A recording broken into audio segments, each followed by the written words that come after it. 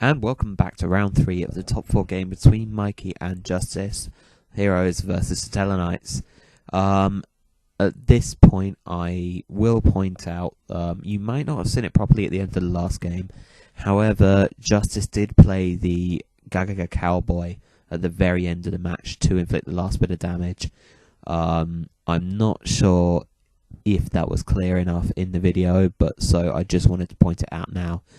If it wasn't obvious enough anyway, he had 2 level 4 monsters sat on the field, and damage was low enough, so Cowboy for game seemed like a good enough play. Anyway, on to this game. Mikey obviously taking first turn.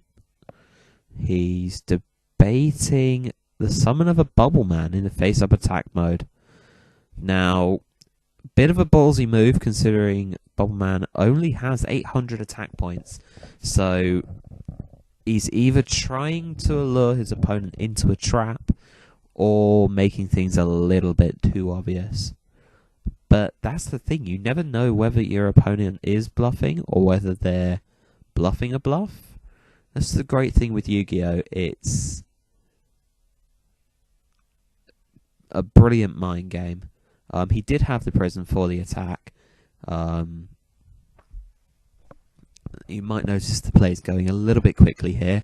There was a time limit on this round because we were running out of time for the hall at this point. As we only have the hall booked for a certain amount of time. If we go over, we have to pay, yada yada yada. Still, going off topic here. The plays will be slightly rushed because they're running out of time.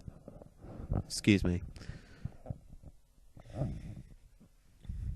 Anyway, Justice sets 2 and passes his turn. At this point, Mikey goes for the mask change. Summoning Elemental Hero Acid. Sorry, Masked Hero Acid. Why did I call it an Elemental Hero? Anyways, the summon of the Acid wipes the 2 back row that Justice just set, putting Mikey in a pretty good position. Summoning Thunder King Ryo to further seal the deal. Attacks with both monsters. And proceeds to end his turn, I believe.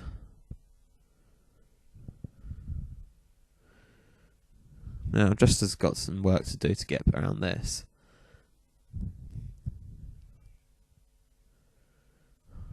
And hopefully, that's about what he's... that is what he's about to do. After some careful deliberation as to what the play should be, he summons Saturnite Vega, I believe that is. Yeah, Vega into Altair. I don't know the pictures of the cards that well, and I've only roughly know the names, so I do apologise if I'm a little bit vague and sounding a little bit clueless when it comes to the commentating here, but I am trying my hardest. Acid attacks into a Fiendish Chain, to which Thunder King will finish the job attacking the Vega. I only recognise Vega as Vega because it's common and the amount of times I've seen it opened in my booster packs. Yeah. Still.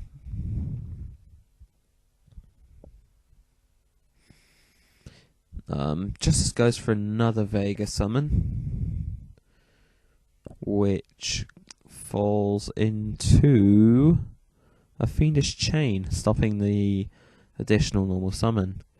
Mikey Justice proceeds to set 1 and then turn, not wanting to overextend per se, knowing that Mikey could flip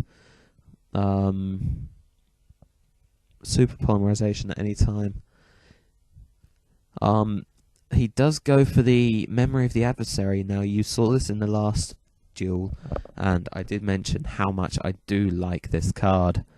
Managing to banish the Thunder King, which is a great hit, even though the Satella Knights don't really do as many adding to hands, it's still another thing less to think about, and the more you can simplify the game state and the more threats you can take out of the way, it's always a much bigger benefit. Even the smallest of changes in the field can affect the game in major ways, as any player will undoubtedly be aware of. He adds the elemental hero Neos Alias to hand, summons it in attack mode,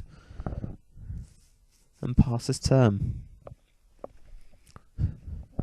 Obviously that play only being possible because he got rid of because Justice got rid of the Thunder King. At this point he overlays into the Exciton Knight, having only 4 cards to Mikey's 5. Upon attempting to activate the effect, Mikey responds with the compulsory evacuation device, which I suppose was an idea to chain it, although personally I would have activated it on my own monster, so at least next turn I have an option to summon.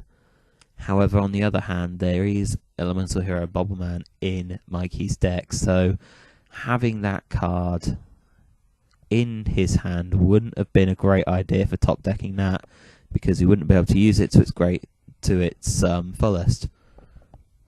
So maybe sending back the Exciton to make sure that Justice didn't have another monster on the field would have been a better play. Either way, Justice ends up with a Lavarval Chain on field and activating its effect. Obviously Mikey's got no response to this, as he has no cards left in hand or on field. So he truly is top decking at this point.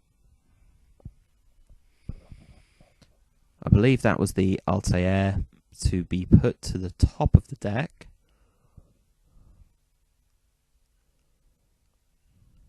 Yes, I was correct.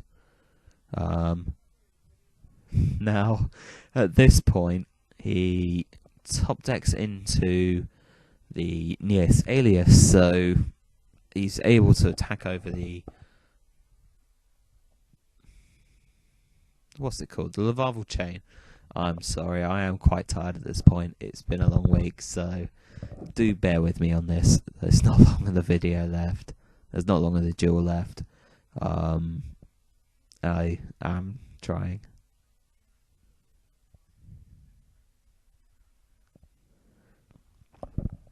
Still, the Thunder King Ryo comes back to the field from the memory of the adversary.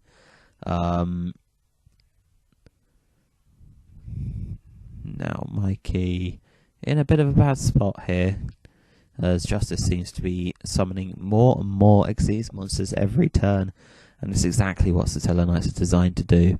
They were designed as a rank 4 toolbox, and they do their job really well. Justice going for the Emerald play here.